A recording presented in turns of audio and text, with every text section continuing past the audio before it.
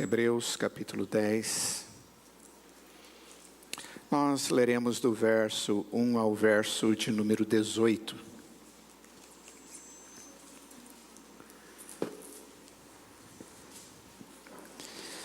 Diz assim a Escritura: Ora, visto que a lei é apenas uma sombra dos bens vindouros, não a imagem real das coisas, nunca consegue aperfeiçoar aqueles que se aproximam de Deus com os mesmos sacrifícios que, ano após ano, continuamente eles oferecem.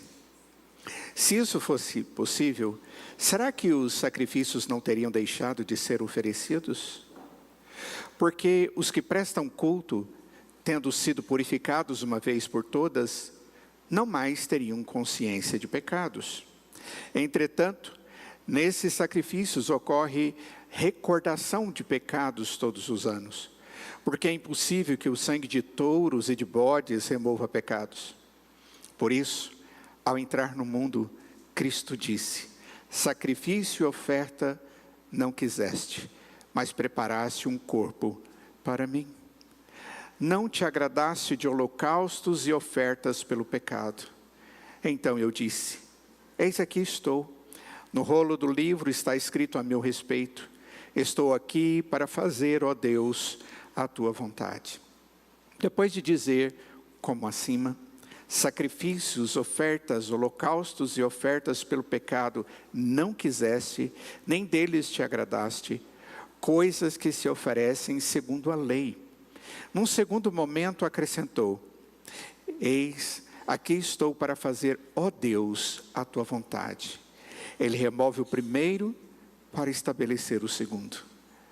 Nessa vontade é que temos sido santificados mediante a oferta do corpo de Jesus Cristo uma vez por todas. Ora, todo sacerdote se apresenta dia após dia para exercer o serviço sagrado e oferecer muitas vezes os mesmos sacrifícios que nunca jamais podem remover pecados. Jesus, porém, tendo oferecido para sempre um único sacrifício pelos pecados, assentou-se à direita de Deus, aguardando daí em diante até que os seus inimigos sejam postos por estrato dos seus pés. Porque, com uma única oferta, aperfeiçoou para sempre os que são sendo santificados. E disto nos dá testemunho também o Espírito Santo, porque após ter dito: esta é a aliança que farei com eles depois daqueles dias, diz o Senhor, imprimirei as minhas leis no coração deles e as inscreverei sobre a sua mente. Acrescenta: todavia, dos seus pecados e das suas iniquidades jamais me lembrarei. Onde há remissão de pecados, não existe mais necessidade de sacrifício pelo pecado. Oremos. Ó Deus, esse texto belo fala a respeito da singularidade, da simplicidade, mas da perfeição do sacrifício de Jesus, ó Deus, que torna toda a lei cumprida na sua vida, no seu corpo. E agora, dê-nos entendimento pleno disso, para a nossa alegria, porque tudo aquilo que Cristo fez foi por amor a nós. Abra o nosso entendimento para que possamos entender esse amor, conviver com o Senhor, que é esse Deus de amor, sentir a tua presença em nós, em nome de Jesus. Amém. Queridos, a epístola de Hebreus que nós estamos estudando, ela foi escrita para cristãos judeus que estavam começando a pensar em termos dos bons tempos. Você já teve a experiência de reencontrar amigos e você começar a lembrar dos bons tempos e compartilhar aquelas coisas que foram boas mesmo, a gente gostava, a gente fazia e a gente gostava. E mesmo depois da gente ter ficado mais amadurecido e ter percebido que muitas daquelas coisas foram coisas inadequadas ou não convenientes, nem para nós, nem para as pessoas que estavam ao nosso redor, e muito menos para Deus. Ainda a gente ainda fica falando, você lembra?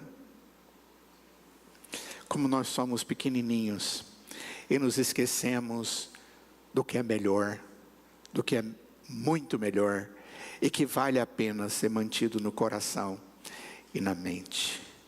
O autor de Hebreus, ele está escrevendo para cristãos verdadeiros, pessoas que haviam ouvido o Evangelho, haviam crido no Senhor Jesus e haviam entendido que toda aquela promessa do Antigo Testamento se cumpria na pessoa e na obra de Cristo. Contudo, agora no momento da dificuldade, da religiosidade, da espiritualidade deles, eles estavam querendo voltar às práticas de religiosidade que eles tinham no passado dentro do templo, em Jerusalém. O autor de Hebreus, ele estava interessado em pastorear o coração dessas pessoas, e ele o faz aqui com essa carta. Quando essas pessoas se viram perseguidas porque eles creram no Senhor Jesus e começaram a se lembrar de como as coisas eram antes de ouvirem a mensagem do Evangelho, eles começaram a pensar, bons tempos aqueles, hein? Não havia nenhuma controvérsia sobre um carpinteiro galileu que virou rabino. Naquele tempo passado, a vida era tão simples. Naquela época, era só seguir regras. A vida era cristã, ou do povo de Deus, era ir ao templo, oferecer um sacrifício e continuar os seus negócios da vida. Assim como seus antepassados fizeram e ansiavam pelas belezas do Egito, mesmo tendo sido retirados do Egito, estão agora eles começando a ensinar pelo sistema sacrificial do Antigo Testamento. E é exatamente por essa razão que eles vão ser levados aqui pelo autor de Hebreus, e agora cada um de nós, em uma viagem, um tour, sobre exatamente o que significa estar debaixo da lei e dependendo dela, ou estar debaixo da graça e pela obra suficiente e eficaz de Cristo Jesus. O que o autor vai nos dizer, depois de tudo que ele falou até aqui, que Jesus era melhor do que as profecias do Antigo Testamento, porque ele era o Evangelho vivo.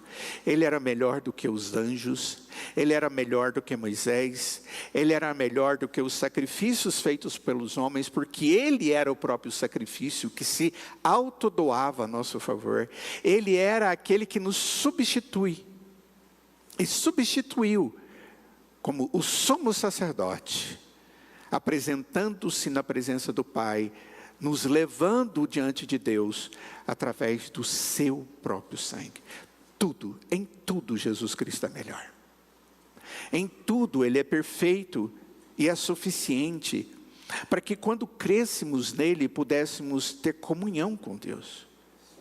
E o que o autor vai ter que levar essas pessoas a pensarem, esses cristãos, irmãos daquela época, é que os sacrifícios do Antigo Testamento e da Antiga Aliança eram incapazes de cumprir todo o propósito de Deus. Porque a lei, visto que contém apenas uma sombra, diz o texto.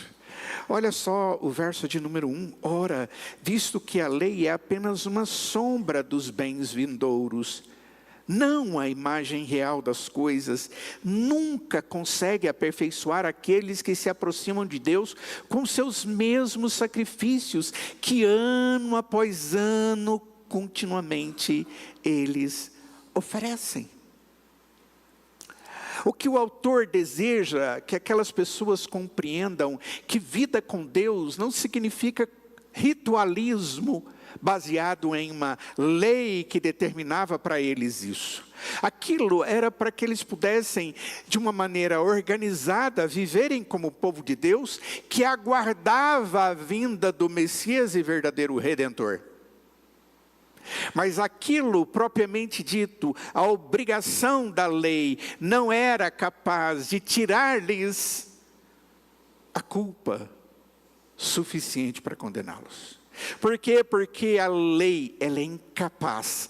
Os sacrifícios, mesmo sendo feitos todos os dias, pela manhã e no final da tarde, todos aqueles ritos de acender aquela luz com 7 pontas, ou colocar os pães da proposição ali dentro, ou fazer as orações, era suficiente, eram insuficientes, porque algo maior vinha.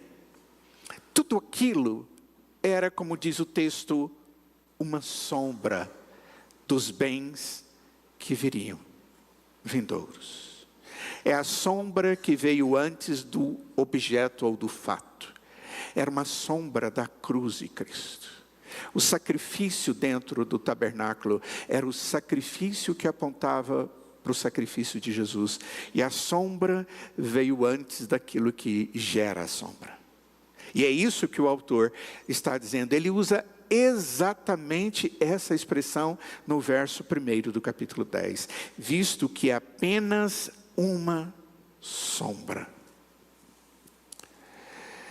Aquelas pessoas, eles deveriam fazer os seus sacrifícios. E eles oravam e faziam o seu sacrifício. Eles traziam os touros, traziam os bodes, traziam as ovelhas, traziam às vezes, quando não tinham dinheiro, as pombas, os animais, de uma maneira a que eles pudessem dessa forma oferecer ao Senhor em sacrifício como demonstração do arrependimento quanto aos seus pecados. Mas o sangue daqueles animais jamais poderia ser suficiente.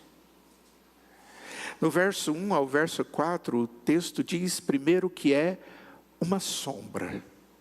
Logo depois, no verso 2 diz, se isso fosse possível, se aquilo que foi feito fosse realmente suficiente para perdoar pecados, diz o texto, se isso fosse possível, será que os sacrifícios não teriam deixado de ser oferecidos? Tipo, se vale.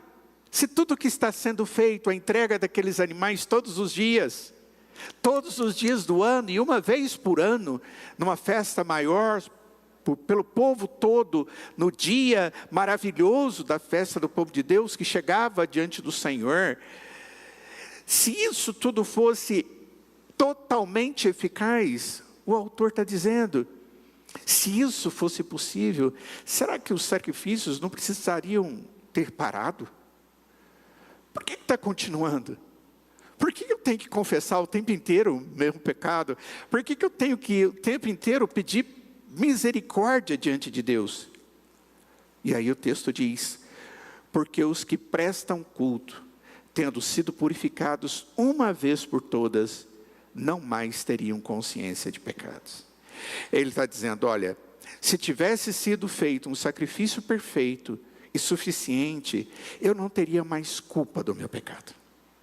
Aquilo não estaria mais me incomodando. Aquilo não seria mais a minha angústia de alma quanto à minha convivência com Deus. No verso 3 diz, entretanto, nesses sacrifícios ocorre recordação de pecados todos os anos. E ele conclui, porque é impossível que o sangue de touros e de bodes remova pecados. Tudo aquilo que se fazia, queridos, no templo, era obediência da lei. Obediência de princípios que Deus trazia para que os homens pudessem ter expectativa, mas era lei. E Deus tinha um propósito naquilo. Deus queria que as pessoas tivessem expectativas, tivessem noção de quem era o Deus deles e como tinham que ser responsáveis e obedientes. A lei tinha esse propósito. mas ela jamais foi capaz, através da obediência do homem, de limpar todo o seu pecado. O escritor aos Hebreus, ele fala de como os profetas do Antigo Testamento viam a realidade apenas em termos de sombra. E o povo também. Eles tinham uma promessa do que Deus faria no futuro, mas não sabiam como tudo isso se encaixava. Eles tinham os sacrifícios, e tinham o templo, e tinham o sacerdócio, e esperavam ansiosamente por um Messias vindouro, mas não sabiam como tudo isso funcionaria junto. Então veio o Senhor Jesus. Na plenitude do tempo, ou dos tempos, como diz as Sagradas Escrituras, Deus preparou tudo para que Jesus Cristo viesse. E eles agora ouviram o Evangelho, as boas novas de que um rabino galileu, de Nazaré, viveu, morreu e ressuscitou dos mortos, assim como os profetas do Antigo Testamento haviam predito.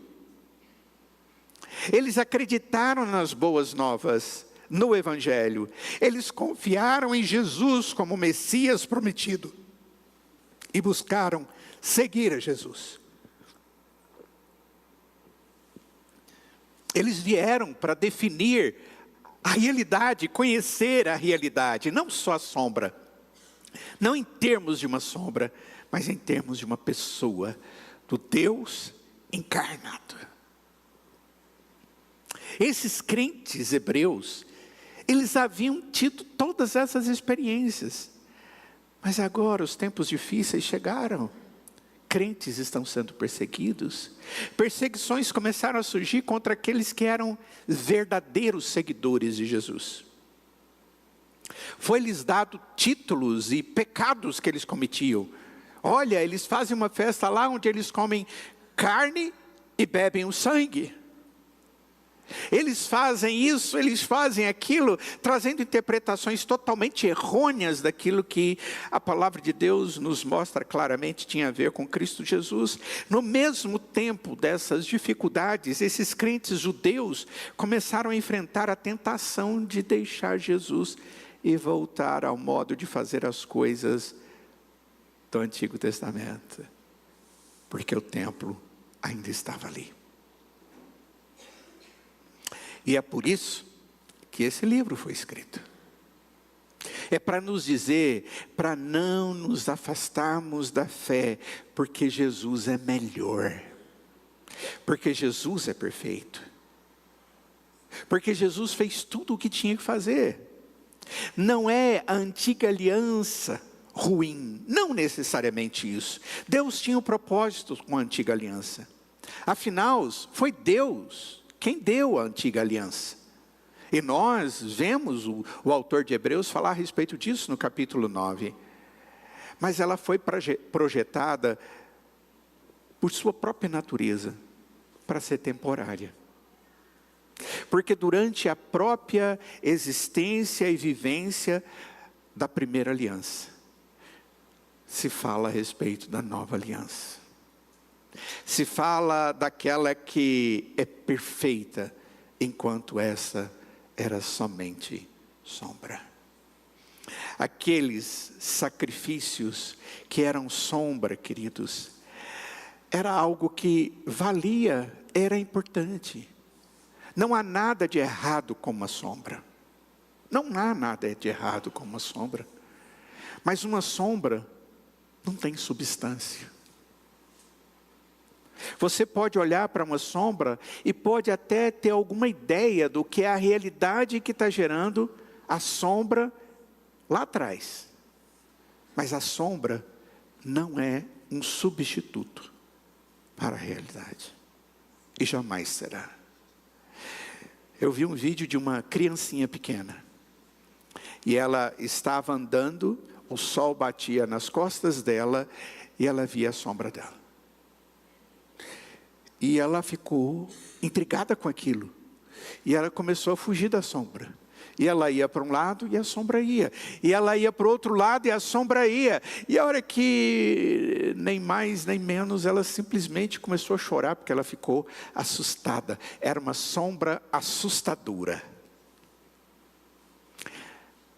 aquilo que aconteceu no Velho Testamento não era uma sombra assustadora. Ela mostrava algo belo, perfeito, que era chamado de Messias, o ungido de Deus. Era chamado de Evangelho, a boa nova de Deus. Era chamado daquele que viria como o Filho do Homem. Era reconhecido como aquele que era superior, porque está ligado a Deus. E por mais que não entendessem toda essa linguagem, eles sabiam que tudo que faziam era única, exclusivamente uma sombra. Pensa o seguinte: se eu comer, ou convidar você para comer um almoço de domingo, você vai ficar muito decepcionado se sentar à mesa e ver apenas uma sombra de uma refeição e não a refeição em si. Não é verdade? Vamos almoçar. Aí você diz: olha, isso aqui é o que nós comeríamos, e agora a gente só contempla e imagina como deve ser bom. A sombra, ela não tem poder nela mesma. Uma sombra, ela não sacia a nossa fome. A sombra, ela não sacia a nossa sede. A sombra não é capaz de perdoar pecados. A sombra aponta para aquele que perdoa pecados. Então a sombra não é ruim? Não. Pode até ser algo bom. Mas uma sombra não tem substância independente. Ela depende daquilo que é a substância. É apenas um reflexo da realidade.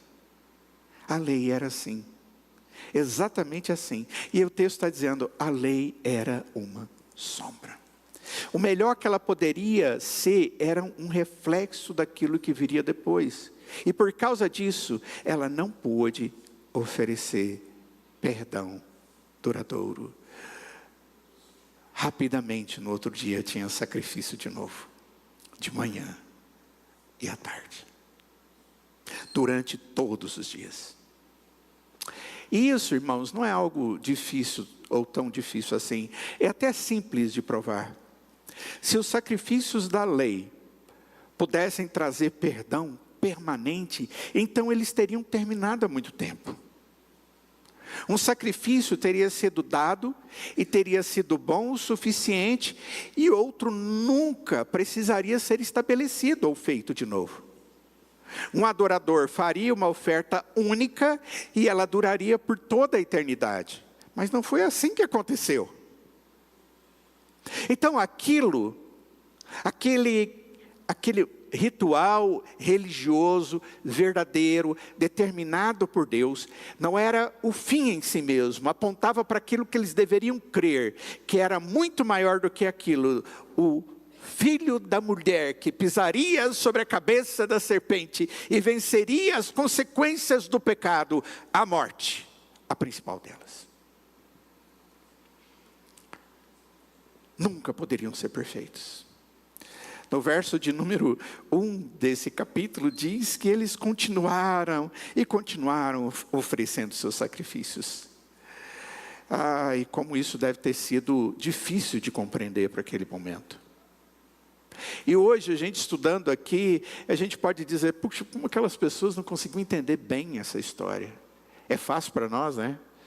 A história já aconteceu, Jesus já veio, já cumpriu perfeitamente a obra, o Espírito Santo já foi enviado, nós somos preenchidos pela presença da promessa que é o Espírito Santo, nós temos muitas outras coisas já cumpridas e a gente diz: puxa, como eles não compreenderam? Eles não tinham tudo isso que nós temos. Os sacrifícios, eles eram finitos. Eles precisavam cumprir um propósito imediato. Mas eles saíam do finito para o infinito. Pum, pum, pum, pum, pum, pum. E tinha que ser feito todos os dias. Todo santo dia. O que a lei fez,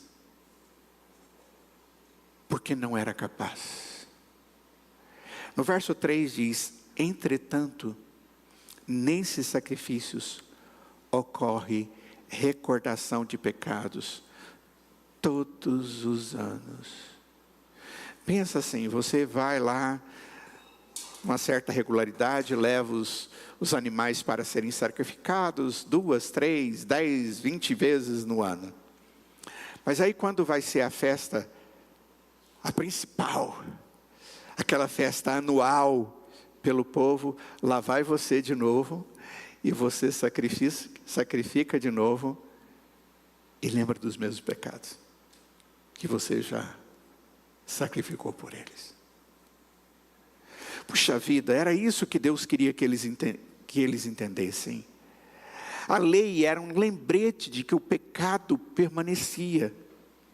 A lei, quando ela aponta para mim, ela mostra que eu não sou capaz de cumpri-la. Quando a palavra de Deus diz que eu não devo mentir, que eu não devo contar mentiras, que eu não devo basear nada da minha realidade em cima da mentira, você pode dizer, eu não minto. Mentira! Já mentiu e provavelmente mentirá para você mesmo, e se brincar, para Deus, tentando engambelar Deus. Tentando minimizar os seus pecados, diminuir a eficácia da sua malícia, que levou a cometer um pecado absurdo. Pense em qualquer pecado.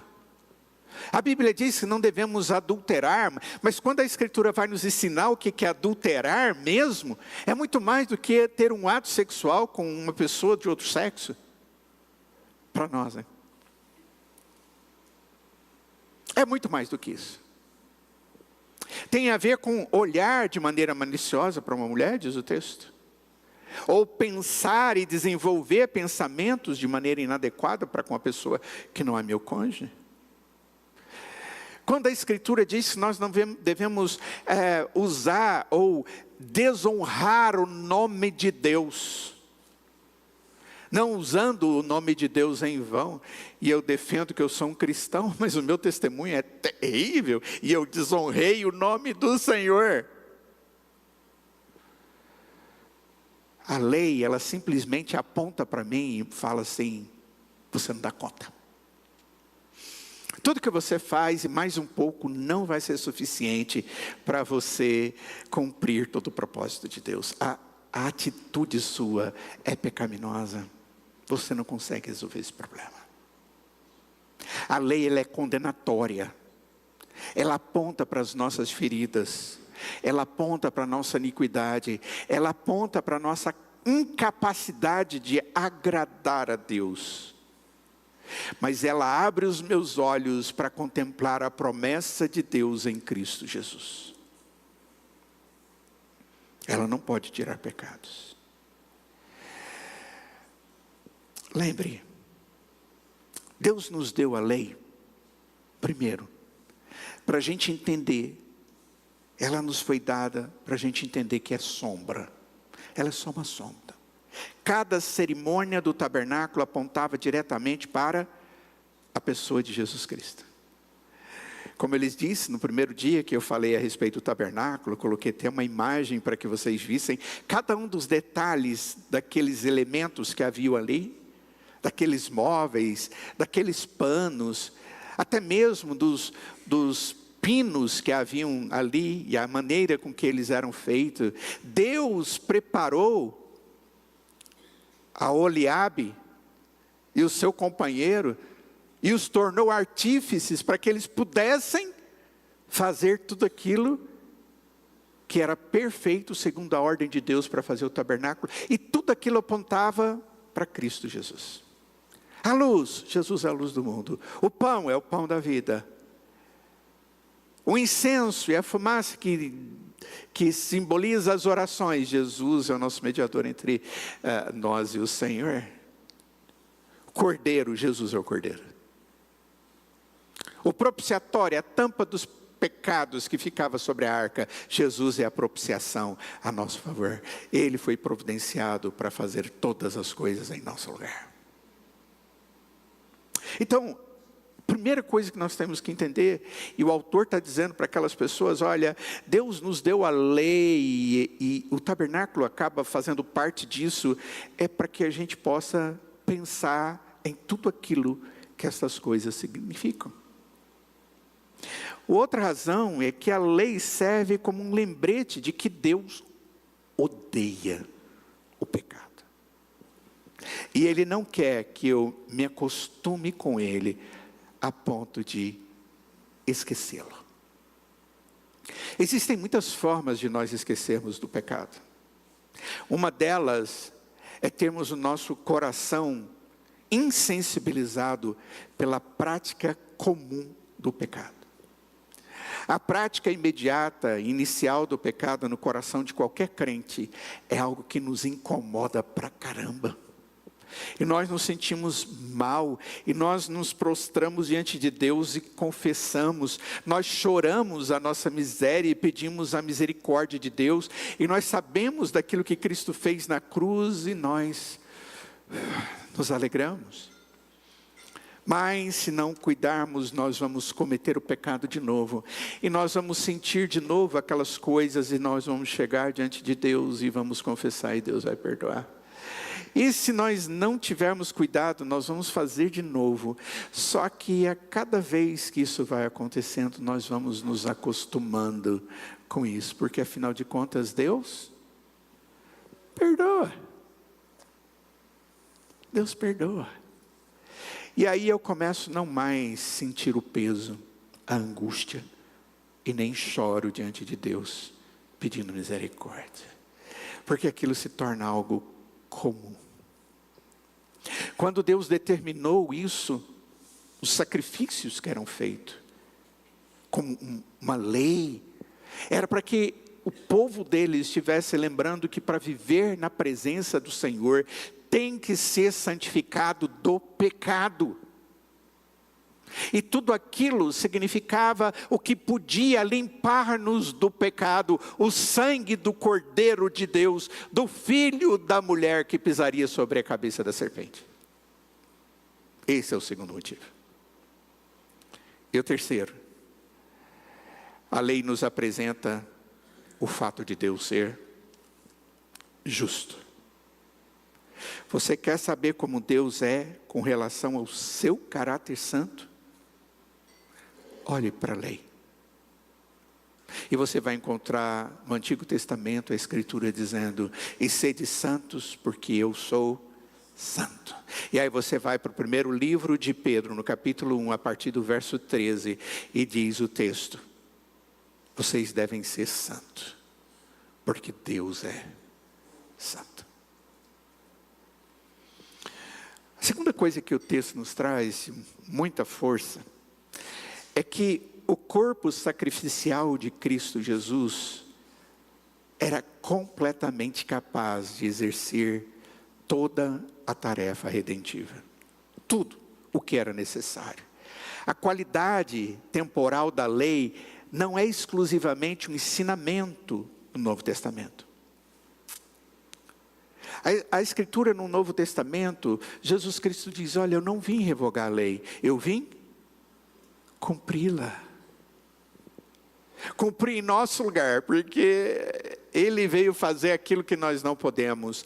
Ele foi santo em todo o tempo, sendo tentado em todas as coisas, diz a Escritura, mas em momento algum pecando.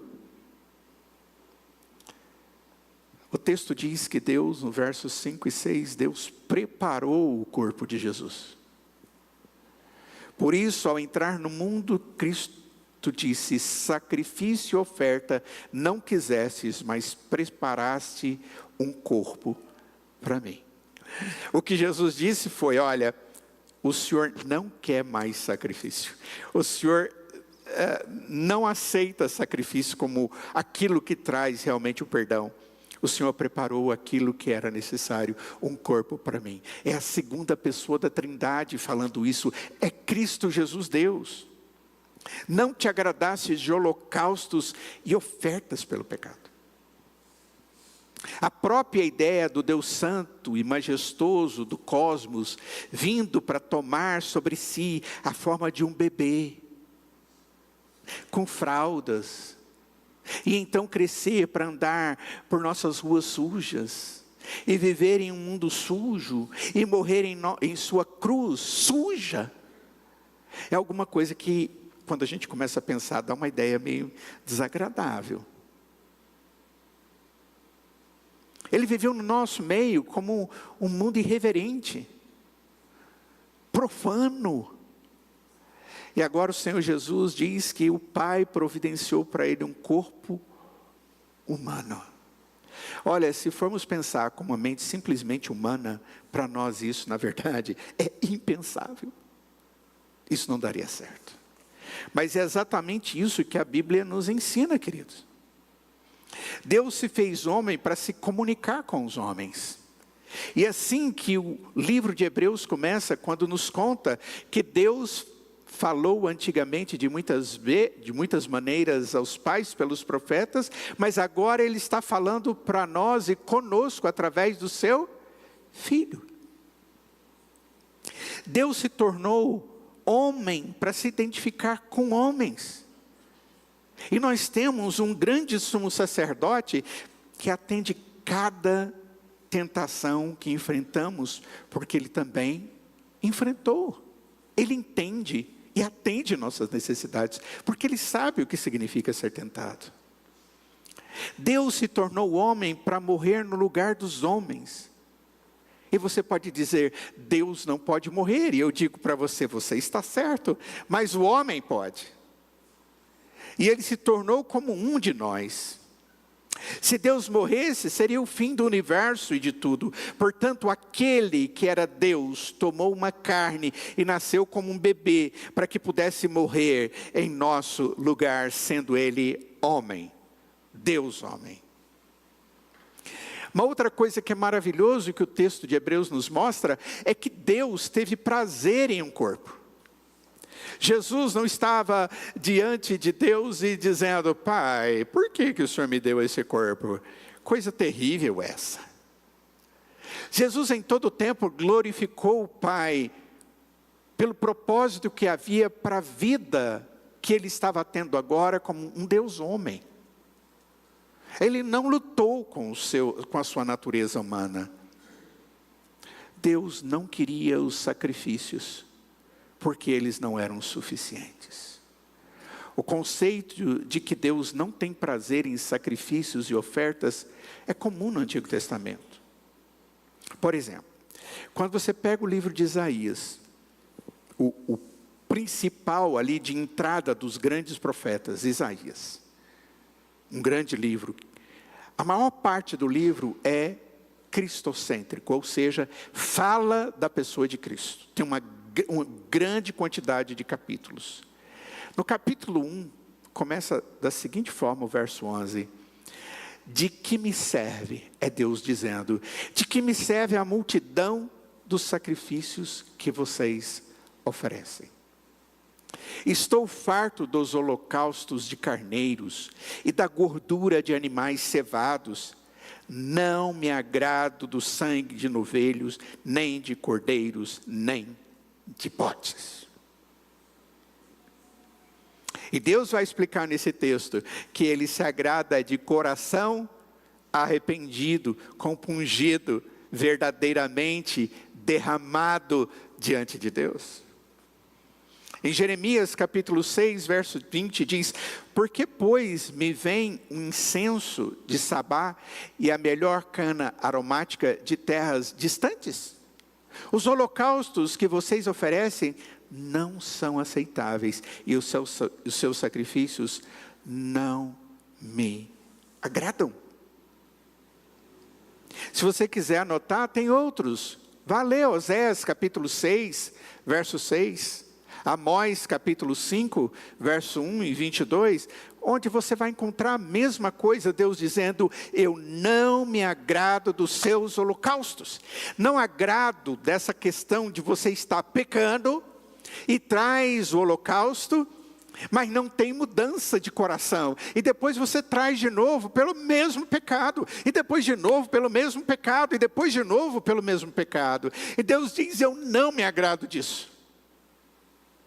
Vocês não entenderam o propósito. O propósito é fazê-los viver para a glória de Deus, honrando e glorificando ao Senhor e aguardando o Redentor. Eles não viviam para Deus, eles viviam para si mesmos. Para a religião que eles criaram para si mesmos. E isso é muito comum acontecer, queridos. Nós começamos louvando a Deus por Cristo Jesus, e nós entregamos a nossa vida a Cristo Jesus, mas a nossa vida de comunhão com Cristo não passa de legalismo. De fazer isso, não fazer aquilo, não fazer aquilo outro. Por quê? Porque eu acho que ser um cristão não pode fazer ou pode fazer.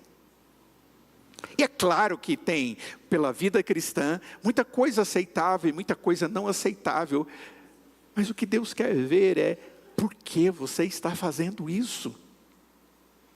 É porque você reconhece o sacrifício que foi feito por Cristo Jesus de maneira perfeita, suficiente, e que você deve honrá-lo através de uma vida de piedade, de comunhão, de obediência, de gratidão a Deus em obediência.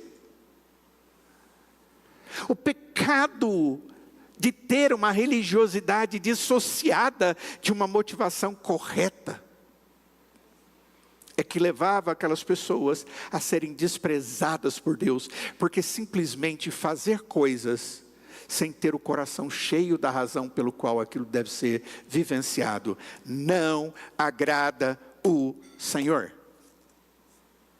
E Deus várias vezes diz para o seu povo, em vários momentos, eu não me agrado. E agora, o autor de Hebreus está dizendo para esses judeus que se converteram, não voltem para aquelas coisas, para aquela religiosidade, porque aquilo não vai resolver. Deus não vai ouvir vocês. Deus não tem interesse nisso. No capítulo 10, verso 7 aí de Hebreus, o texto diz, então eu disse, eis aqui estou, no rolo do livro está escrito a meu respeito, estou aqui para fazer, ó Deus, a tua vontade. É Jesus falando. O autor de Hebreus está dizendo, olha, o que a lei não pode resolver, Jesus pode resolver. E ele diz, Pai, o Senhor me mandou, o Senhor me deu um corpo para eu fazer isso, eu sou homem agora como eles e posso representá-los, e agora, Pai, eu estou aqui. Lá atrás o Senhor já escreveu e já mostrou, e o Senhor já revelou que seria assim, eu estou aqui, cumpra a sua vontade, aqui, ó Deus. Ele está citando Salmos e continua falando tanto a respeito disso.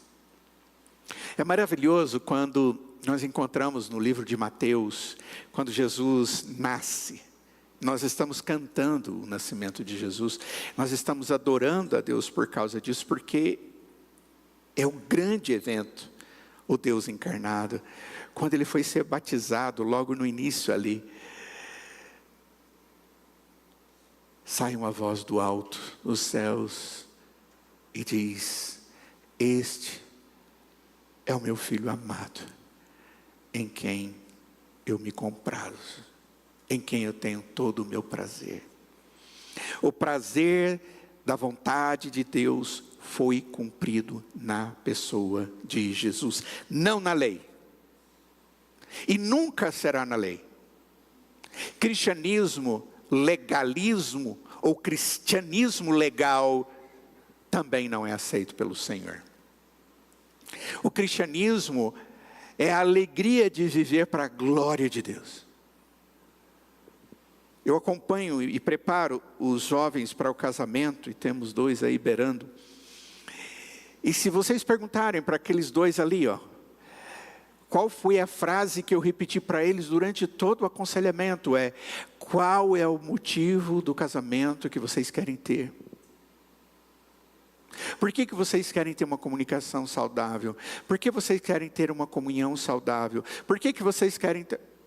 A resposta que eu dava para eles sempre é, porque tudo na nossa vida tem que ser para a glória de Deus. Se você vai casar com alguém, se você vai conviver com alguém, se você vai fazer uma sociedade com alguém, se você vai qualquer coisa, é para a glória de Deus. Essa é a motivação correta que Deus nos dá. E por que nós gloriamos no Senhor? Nós gloriamos porque esse Deus fez tudo o que eu não posso fazer. A lei não leva agrado ao Senhor suficiente para Ele me perdoar. Mas o que Cristo fez a meu favor, sim, isso agrada. E toda a minha existência e tudo de bom que eu tenho e que viverei eternamente vem do Senhor. Por isso, tudo é para a glória de Deus. Essa é a motivação. O que o autor de Hebreus queria mostrar para eles é: parem de querer voltar para aquilo que é simplesmente religiosidade. Nós temos que ter uma espiritualidade, uma convivência de louvor ao Senhor pelo que Cristo fez. É isso que o autor está colocando diante daquelas pessoas continuamente. Jesus, ele vai fazer afirmações tão fantásticas aqui. No verso 9, ele vai dizer que ele remove o primeiro para estabelecer o segundo. Olha, Deus removeu a primeira aliança para estabelecer a segunda. Removeu a lei para cumprir em Cristo. Nós não estamos mais sobre a antiga aliança. Ela foi tirada. De fato, ela foi projetada para ser tirada. Ela ela continha uma promessa de que seria tirada. Uma nova aliança vem. E a razão pela qual seria tirada é para que o algo novo pudesse ser estabelecido em seu lugar. Isso é importante. A antiga aliança não coexiste com a nova aliança. Se a nova aliança veio, então a antiga faleceu, acabou e foi substituída pela nova aliança. E a nova aliança se cumpre na pessoa e na obra perfeita de Cristo Jesus. E o que Deus faz a nosso favor, irmãos, é não só nos salvar, mas nos santificar para Ele. No verso 10, Paulo, o autor de Hebreus diz: nessa vontade é que temos sido santificados, mediante a oferta do corpo de Jesus Cristo, uma vez por todas. Você quer ser santificado? É em Cristo. É porque Jesus fez a obra a seu favor. Você só pode ter uma vida transformada, moldada e feita nos moldes de Cristo, porque Cristo fez a obra. E agora Deus está nos fazendo a semelhança de Cristo. Paulo, ao dizer isso em Romanos capítulo 8, ele diz que Deus nos escolheu antes da fundação do mundo. A ideia da pré-existência, do pré-conhecimento de Deus. E Ele nos predestinou, e Ele nos chamou, e Ele nos glorificou para sermos conforme a imagem do seu Filho. Isso é santificar. Santificar é quando Deus vai transformando a minha vida de tal forma que a minha vida pareça cada vez mais com o Filho perfeito e plenamente santo de Deus, Jesus Cristo. E isso só é possível porque o próprio Senhor Jesus Cristo diz: isso acontece mediante a oferta do corpo de Jesus Cristo. E isso foi feito uma só vez. E não precisa acontecer de novo. Quando você entra aí no verso 11 em diante, o que o autor vai nos mostrar é que a natureza completa do sacrifício de Cristo é algo que nós precisamos compreender. Ou seja, quando o sacerdote fazia todo dia, é porque não estava perfeito e não podia perdoar pecados.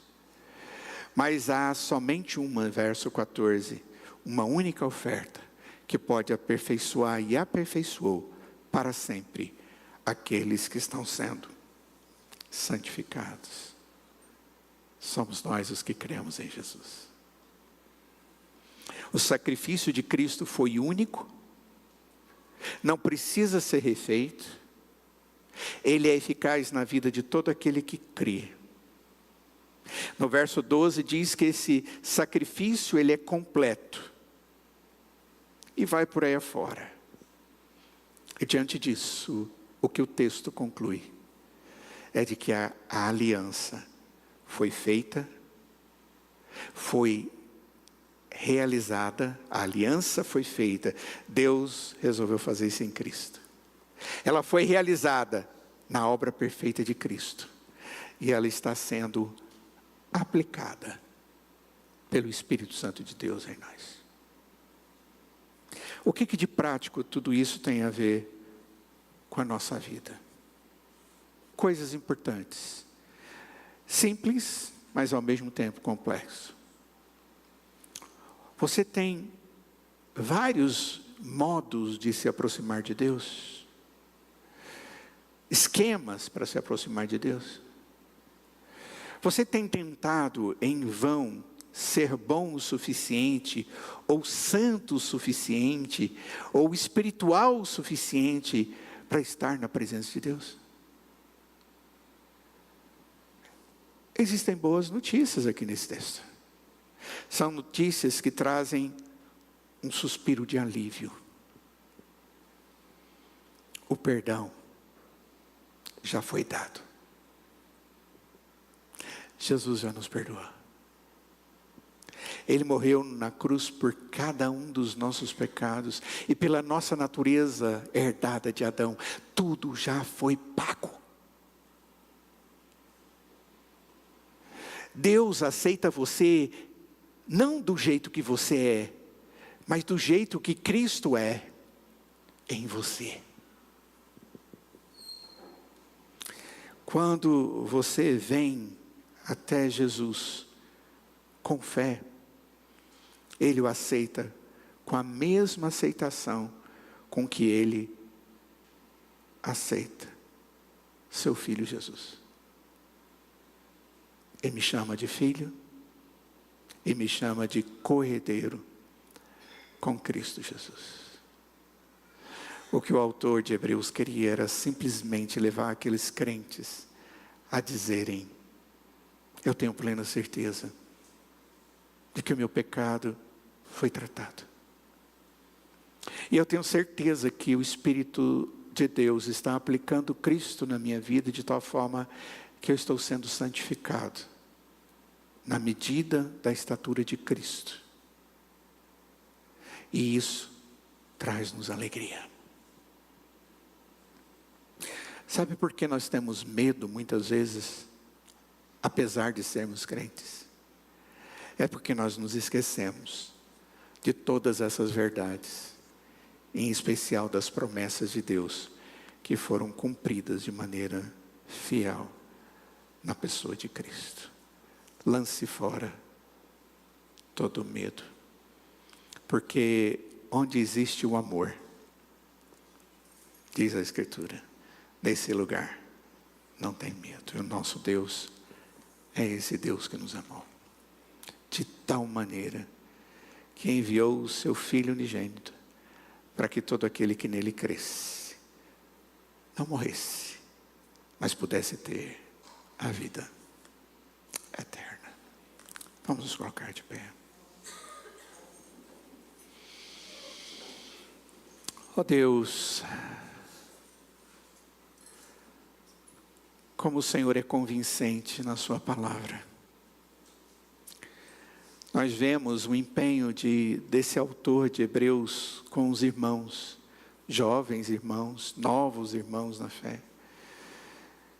E, ó Deus, por causa das dificuldades, estavam tendo tantas dúvidas, e até mesmo querendo ter uma religiosidade diferente daquilo que devemos ter em Cristo.